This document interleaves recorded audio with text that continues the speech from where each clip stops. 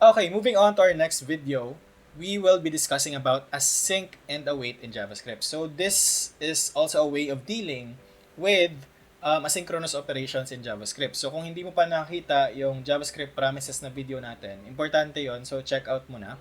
Okay?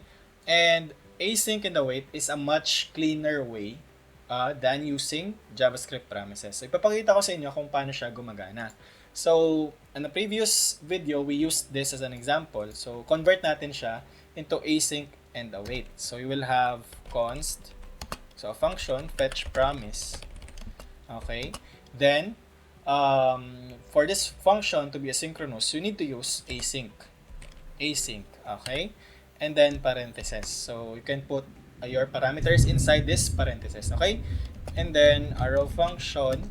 So, inside ng fetch promise na to, tatawag tayo sa fetch URL. So, const res equals.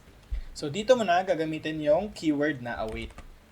So parang ano na siya, ihintay niya yung response from this fetch URL. Okay?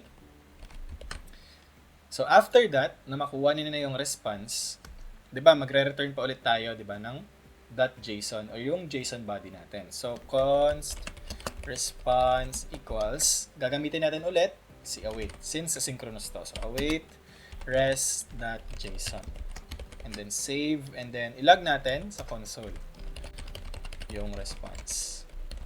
Save.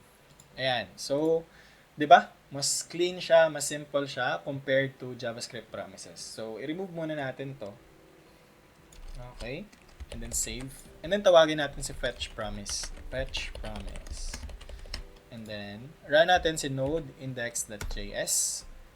And there you go. You still have the same answer or the same values. So, take note na yung async is ginagamit lang sa function, no? Sa mga function names. So, sa pag-declare ng function. So, in arrow function, ganito siya. So, const fetch promise equals async, parentheses, and then yung arrow-like syntax, and then yung body ng function mo. And take note na yung await is ginagamit lang sa function body. So, hindi mo siya pwede gamitin dito. Await. Ganyan. Okay? And hindi mo rin magagamit si await pag hindi naka-declare tong async. So, ayan. Mag-error yan si await. Kasi, hinahanap niya na dapat asynchronous din yung function. So, you have to keep that in mind. So, I hope pinatutunan kayo. See you on the next video.